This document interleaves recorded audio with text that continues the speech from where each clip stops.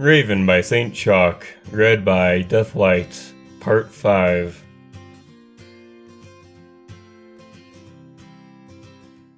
Raven walked into the Royal Camelot Library, carrying both a teapot and a teacup. Despite the library being long closed for the night, every light remained on. She set the teapot on the table in the main area and poured a fresh cup, then began peering down the rows.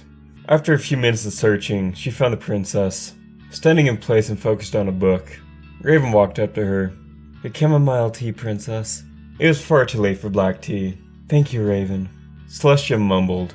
She accepted the teacup, but made no move to drink it just yet. After a period of silence, Celestia spoke. "I did not find anything more today." A standard statement from her these days. Raven gave her standard response. "I'm sorry to hear that, princess. Drink your tea." Wordlessly, Celestia moved the cup to her lips and sipped. After a pause, she spoke again. "This one does contain an interesting passage, however." "Is it a passage containing information what may lead to a solution?" Raven asked pointedly. Celestia hesitated, avoiding her gaze, then began reading. "There are many powerful spells and abilities that are on record as being unique to alicorns. However, there is one among them that stands out. The scholars of the world know next to nothing about this power, to a point that many suspect to be a fruitless legend, and yet it may be more powerful than anything we can currently comprehend. It is said that under certain circumstances, if an alicorn with pure intent and love in their heart asks the promise of another being, and the being accepts, the universe will be reshaped to allow the promise to be fulfilled.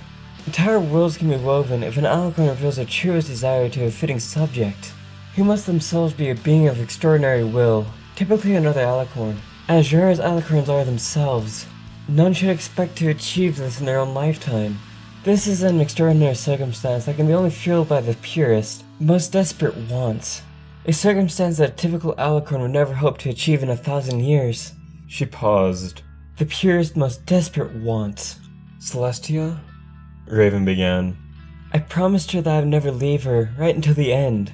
If what this book says is true, then nothing in this world should have been able to change that." Celestia slowly closed the book. "Not even me. Celestia, I supported your endeavors to collect all the magical knowledge from all the corners of the world, under the notion that you would be searching for solutions, not new avenues of regret. Well, I have failed that," Celestia said softly.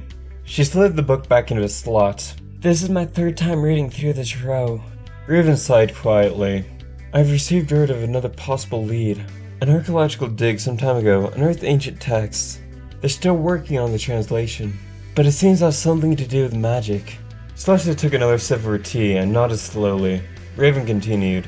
"I have more details for you in the morrow, for now." "Yes, bed. Thank you, Raven." They walked out of the library together. Raven shut off the lights and locked the doors.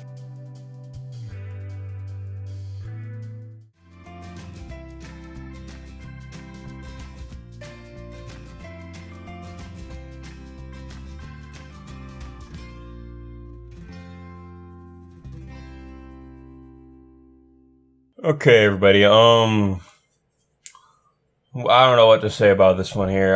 I'm sorry it's a bit late, but, I was busy finishing up stuff for, other people, so I just barely got to this and just finished editing it not too long ago. So, I guess I should tell you that I've gotten myself another job now, so, I don't know how it's going to affect this. I'm going to probably be sticking with this short fix here for a while, just so I'll be producing something while I'm doing a full-time job. So, that'd be really it. I'll see you all later. It's been fun. Bye.